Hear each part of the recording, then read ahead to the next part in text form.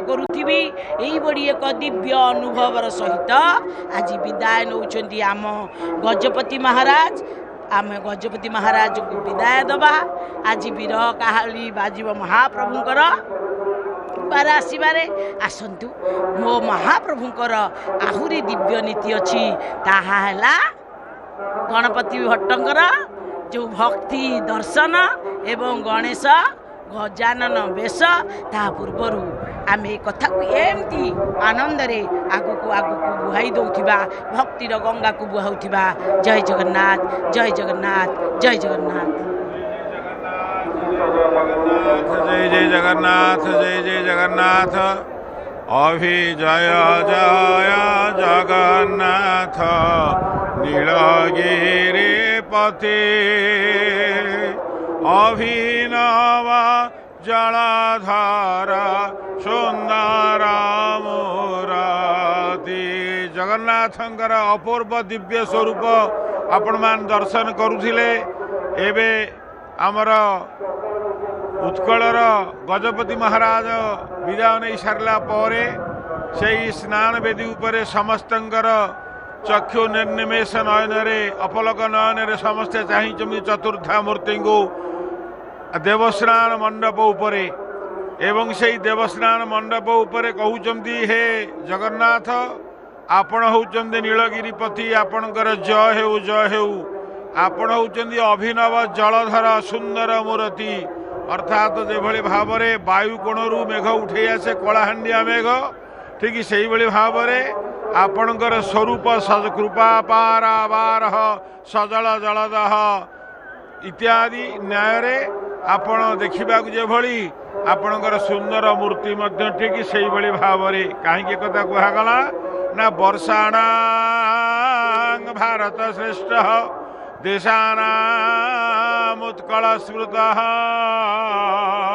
उत्कलस्य समदेशो नास्ति कुतो मही तले कहले ये वर्षमान भितर भारत होची श्रेष्ठ ता भितर उत्कल होची स्मरणीय स्मृत की स्मरणीय एवं उत्कल भलिया देश ए मही पृष्ठरे पृथ्वी पृष्ठरे किछि नाही एक कथा को आम निश्चित भाव में मानिबा।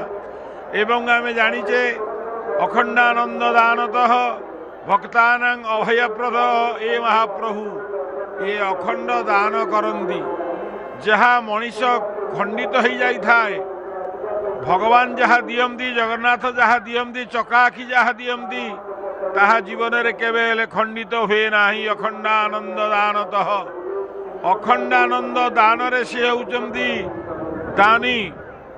एवं एठी विचार करिबा ये दारु ब्रह्म एपटे आपण मान देखुचंदी गजपति पुनर्बार तांजन रे फेरी जाउचंदी।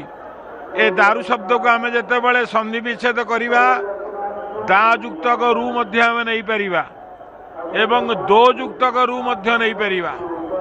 दा युक्तक रु जते बेले नहीं परिबा दा शब्दर अर्थ एटी दान अर्थ रे ग्रहण करिबा। रुटा होची प्रत्यय आपणकर घन्य प्रत्यय रे आसुची तेणु दारु शब्दर अर्थ जीए अखंडानंद दानतः जी भल भाव दान करी पारंती जार दान केबे खाइले बोइले न सरे इत्यादि। पुणी दौरु शब्दर अर्थ दो अर्थ होउची कौन ना जेतक दुख जेतक कष्ट मनुष्यर मानव जीवनर जेते क्लेश ताकू जे छेदन करी पारंती सी होउची मध्य दारु। तेणु एभली भाव जेतेबेले विचार करा जीव भक्तानां अभयप्रद ये जगन्नाथ होउचंदी भक्त मानकर अभयप्रद। से अभयप्रद जगन्नाथ निकटरे बड़ भाई बड़ खाउंद बलराम निकटरे माँ सुभद्रिका निकटरे छेरा फहरा करी एवं गजपति महाराज निजर नगर नवर आड़ को जाउचंदी एवं नवर विजय करुचंदी तांजान जे भली आसीथिले वर्णाढ्य भाव में ठीक वर्णाढ्य भाव में मध्य प्रत्यागमन करुचंदी। आगरे आरक्षी बाहिनी पछरे आरक्षी बाहिनी कला एवं धला छत्री एवं आलट टंगा आलट मध्य अच्छी चामन मध्य पड़ुचंदी। से जगह विचार करिबा कला मुख गौती किशो दर चका डोला दीनकृष्ण दास कहउचंदी हे जगन्नाथ आपणकर जो कला कला ଚକା ଆଖି ଦୁଇଟି ଏବଂ ତା ଭିତରେ ଯେଉଁ ଡୋଳା କଳା କଳା କଳା ମୁଖ ଗୋଟି କି ସୁନ୍ଦର ଚକା ଡୋଳା। ଆପଣଙ୍କର ମୁହଁଟି ହେଉଛି କଳା ଏବଂ ଆପଣଙ୍କର ଚକା ଡୋଳା ହେଉଛି ଅତ୍ୟନ୍ତ ସୁନ୍ଦର, ଯାହାକୁ ଦେଖିଲେ ଆଉ ମନ ଫେରେନି। ଆପଣ ଜଗନ୍ନାଥ ମନ୍ଦିରକୁ ଯିବେ, ବାରମ୍ବାର ଗଲେ ମଧ୍ୟ ମନ ଫେରିବ ନାହିଁ। ପୁରୀ ବାସିନ୍ଦା କହୁଛନ୍ତି ଯେଉଁମାନେ ମୂଳ ବାସିନ୍ଦା, ଆମର ଦୁର୍ଭାଗ୍ୟ ଆମେ ଜଗନ୍ନାଥଙ୍କୁ ଦର୍ଶନ କରିପାରୁନାହୁଁ। ଯେତେ ଦେଖୁଥିଲେ ମଧ୍ୟ ଜଗନ୍ନାଥଙ୍କ ନିକଟରେ ଆମର କାମ ଅଛି। କଳା ମୁଖ ଗୋଟି ସୁନ୍ଦର ଚକା ଡୋଳା, ପଦ୍ମ ଫୁଲ ଭିତରେ କି ଭୃଙ୍ଗ କରେ ଖେଳା। ସତେ ଯେମିତି ପଦ୍ମ ଫୁଲ, ସେ ଚକା ଡୋଳା ହେଉଛି ପଦ୍ମ ଫୁଲ ଏବଂ ମଝିରେ ଯେଉଁ କଳା ଡୋଳାଟି ଅଛି ସିଏ ହେଉଛି ଭୃଙ୍ଗ ଯେ ଅଳି। ପଦ୍ମ ଭିତରେ ଅଳି ବସିଲେ ବା ମଧୁକର ବସିଲେ ବା ଭ୍ରମର ବସିଲେ ସେ ଯେମିତି ମଧୁ ଶୋଷଣ କରେ, ଠିକ୍ ସେଇଭଳି ଭାବରେ ସେ ମଧୁ ଶୋଷଣ କରୁଛନ୍ତି। ଏହି ଜଗନ୍ନାଥ ଯେତେବେଳେ ରାମ ରୂପ ହେଲେ, ରମୟତି ଇତି ରାମ, ସକଳ ଘଟରେ ରାମ ରୂପରେ ବିରାଜମାନ କଲେ ଏବଂ ଯେତେବେଳେ କୃଷ୍ଣ ରୂପ ନେଲେ ସେତେବେଳେ ଆକର୍ଷୟତି ଇତି କୃଷ୍ଣ, ସମସ୍ତଙ୍କୁ ଚୁମ୍ବକ ଭଳି ଆକର୍ଷଣ କରୁଛନ୍ତି। ପୁନର୍ବାର କୁହାଯାଉଛି ଶଙ୍ଖ ଚକ୍ର ଗଦା ପଦ୍ମ ଚତୁର୍ଭୁଜେ ଶୋହେ, କୋଟିଏ କନ୍ଦର୍ପ ରୂପ ତ୍ରିଭୁବନେ ଶୋହେ। ଆପଣଙ୍କର ଏଇ ଯେଉଁ ରୂପ, ଇଏ କୋଟି କୋଟି କନ୍ଦର୍ପଙ୍କ ଠାରୁ ଅଧିକ ଲାବଣ୍ୟମୟ, ଅଧିକ ସୌନ୍ଦର୍ଯ୍ୟମୟ। ତେଣୁ ସେ ରୂପକୁ ଆପଣ ଜିଣି କରି ଏ ଜଗତରେ, ଜଗତ ଭୁବନ ଜଗତ ବନ୍ଦିତ, ହେ ଜଗତର ନାଥ ଜଗନ୍ନାଥ। ଭକତ ଜନ ସଂଖାରୀ ମୁକତିର ଘର, ଭକ୍ତଜନର ଆପଣ ହେଉଛନ୍ତି ସଂଖାଳୀ। ଭକ୍ତଜନ ଆପଣଙ୍କୁ ଖୋଜେ, ଲୋଡ଼େ ସବୁବେଳେ। ଆପଣ ମଧ୍ୟ ଭକ୍ତକୁ ସବୁବେଳେ ଲୋଡ଼ନ୍ତି ଏବଂ ଖୋଜନ୍ତି। ନହେଲେ କି ଆପଣ ବଳରାମ ଦାସଙ୍କୁ ଡାକି ଯାଇଥାନ୍ତେ ପଣସ ଖାଇବା ପାଇଁ, ନହେଲେ କି ଆପଣ ସେ ଧନୀ ମାଲୁଣୀର ଝିଅ ଯାଇଥିଲା ବାଇଗଣ ବାଡ଼ିକି, ତା ପଛେ ପଛେ ଯାଇ ଆପଣଙ୍କର ପାଠକନାକୁ କଣ୍ଟା ଫୋଡ଼ିକିରି ଚିରି ଦେଇକିରି ଆସିଥାନ୍ତେ କି? ନାହିଁ ପ୍ରଭୁ, ଆପଣ ବର୍ତ୍ତମାନ ଦେଖୁଛନ୍ତି ବଡ଼ ଖାଉନ୍ଦ ବଳଭଦ୍ର ସାମନ୍ତକୁ।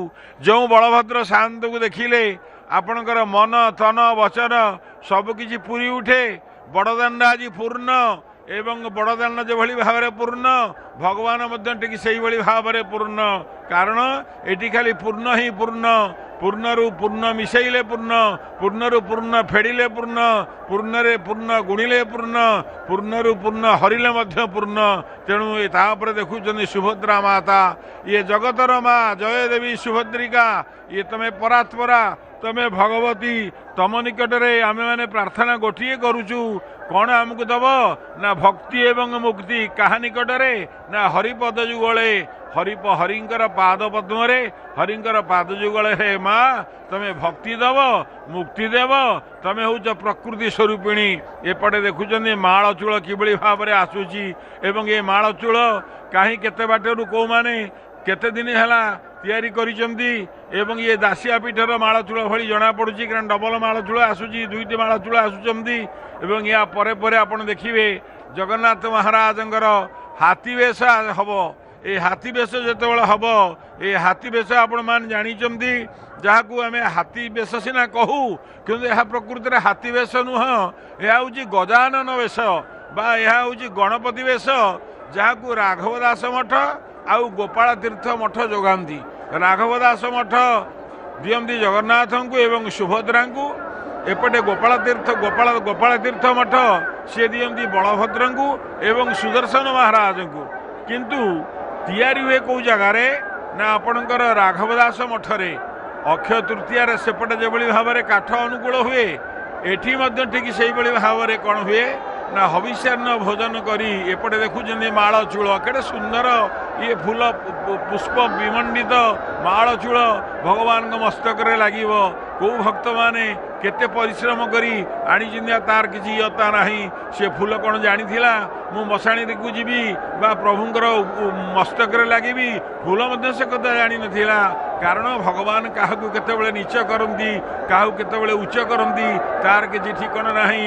ଉଚ୍ଚ ସେହି ଉଚ୍ଚ କର୍ମ କରେ ଯେଉଁ ଜନ, କର୍ମ ଲାଗି ଲୋଡ଼ା ନାହିଁ ବଂଶ ପ୍ରୟୋଜନ। ଝି ମାଳ ଚୂଳରେ ମଧ୍ୟ ସେଠି ମଧ୍ୟ ଲାଗିଛି କିଏ ସେ ନା ତୃଣାଦ ବିଶୁନି ଚେନ ତରିବ ସହିଷ୍ଣୁନା ଅମାନିନା ମାନଦେନ ସଦା କୀର୍ତ୍ତନୀୟ ହରି। ସେଠି ମଧ୍ୟ ଲାଗୁଛନ୍ତି ସେଇ ତୃଣ, ସେଇ ଦୁବ ଗଛ ଲାଗିଛନ୍ତି। ଏବଂ ଏପଟେ ଆପଣମାନେ ଦେଖିବେ ଗଜାନନ ବେଶରେ ମୁଖ୍ୟତଃ ଧଳା, କଳା, ହଳଦିଆ, ନେଳି ରଙ୍ଗର ମୋଟ 30 ମିଟର କନା ଲାଗିଥାଏ। କନା ମାତ୍ର 30 ମିଟର। ଗୋଟେ ହେଉଛି ଧଳା, ଗୋଟେ ହେଉଛି କଳା, ଗୋଟେ ହେଉଛି ହଳଦିଆ, ଆଉ ଗୋଟେ ହେଉଛି ନେଳି। କଳା ରଙ୍ଗର ଭେଲଭେଟ୍ ଓ ସିଲ୍କି କନା, ଜରି ସୋଲ, କଦଳୀ ପଟୁକା, ଜମ୍ବୁରା, କଇଁତ ଅଠା ପ୍ରଭୃତି ଉପକରଣରେ ଆବଶ୍ୟକ ପଡ଼ିଥାଏ। ପ୍ରତିବର୍ଷ ଗୋଟିଏ ଉଚ୍ଚତା ଏବଂ ଗୋଟିଏ ପ୍ରସ୍ତ, ଜଣେ ଦରଜି, ଜଣେ ଚିତ୍ରକାର, 2 ଜଣ ସୋଲ କାରିଗର ଏ କାମ କରିଥାନ୍ତି। ପ୍ରଥମେ କଦଳୀ ପଟରେ ଗୋଟେ ଛାଞ୍ଚ ତିଆରି ହୁଏ, ତାପରେ ଅନ୍ୟାନ୍ୟ ଜିନିଷ ଗୁଡ଼ିକ ଅଠା ସାହାଯ୍ୟରେ ଲାଗିଥାଏ। ବାଉଁଶ ପାତିଆରେ ଏକ ବିରାଟ ଆକାର ତାଟ ନିର୍ମାଣ ଉପରେ ରଖାଯାଏ। ପୂର୍ବେ ଛଇତନା ନିକଟସ୍ଥ ଗୋଟେ ବଡ଼ତରା ଗାଁ ଅଛି, ସେଠି ଲୋକମାନେ ସ୍ୱତଃପ୍ରବୃତ୍ତ ଭାବରେ ଜଗନ୍ନାଥଙ୍କର ଏହି ବେଶ ପାଇଁ ଉଦ୍ଦେଶ୍ୟ, ଏହି ଗଜାନନ ବେଶ ପାଇଁ ସ୍ୱତଃପ୍ରବୃତ୍ତ ଭାବରେ ତାଟ ଯୋଗାଇ ଯାଉଥିଲେ। ଏବେ ଆଉ ସେଠି ବାଉଁଶ ଗଛ ନାହିଁ, ତାଟ ମିଳୁନି, ତେଣୁ ତାଟ କିଣାଯାଉଛି, ସେଥିରେ ତାଟ ତିଆରି କରାଯାଉଛି। ତାକୁ ପ୍ରଶାସନ ଆମର ବୁଝୁଛନ୍ତି। ରଣପୁର ବାସୁଦିଆ ମୌଜା, କେତେ ବାଟ ରଣପୁର ରହିଲାଣି, ଏଠି ଗୋଟେ ବାସୁଦିଆ ମୌଜା ଅଛି, ବାସୁଦିଆ। ସେଠୁ କଦଳୀ ପଟୁକା 3 ଗୋଚ୍ଛା ଆସିବ। ମଠ କାରିଗରମାନଙ୍କ ଦ୍ୱାରା ଗଜାନନ ବେଶ କାର୍ଯ୍ୟ ସମ୍ପୂର୍ଣ୍ଣ ହେଲା ପରେ ମଠ ପୁରୋଧାଙ୍କ ଦ୍ୱାରା ତାଟ ଧୁଆଯାଇ ସଂସ୍କାର ହୁଏ। ଯେତେବେଳେ ଏସବୁ କାମ ସରିଯାଏ, ଜରି କାମ ସରିଯାଏ, ସୋଲ କାମ ସରିଯାଏ, ବାଉଁଶ କାମ ସରିଯାଏ, କଇଁଥ ଅଠା ମରା ଯାଇପାରେ, ତାପରେ ତାହା କ'ଣ ହୁଏ ନା କ୍ଷତ୍ରିୟ ବ୍ରାହ୍ମଣଙ୍କ ଦ୍ୱାରା ସଂସ୍କାର ହୁଏ। କେଉଁଟା ନା ସେ ତାଟିଟା ସଂସ୍କାର ହେଇଯିବ। ତାଟିଟା ସଂସ୍କାର ହେଇସାରିଲା ପରବର୍ତ୍ତୀ ପର୍ଯ୍ୟାୟରେ ମଠର ଯେଉଁମାନେ ପୁରୋଧା, ଅର୍ଥାତ୍ ମଠ ଯିଏ ବୁଝୁଛି, ମଠର ଯିଏ ପୁରୋହିତ, ତାଙ୍କ ଦ୍ୱାରା ଏ କର୍ମ ହେଇସାରିଲା ପରେ ତାଟିରେ ସବୁ ସାମଗ୍ରୀ ରଖାଯିବ ଏବଂ ସବୁ ସାମଗ୍ରୀକି ପଣା ଭୋଗ ଲାଗିବ।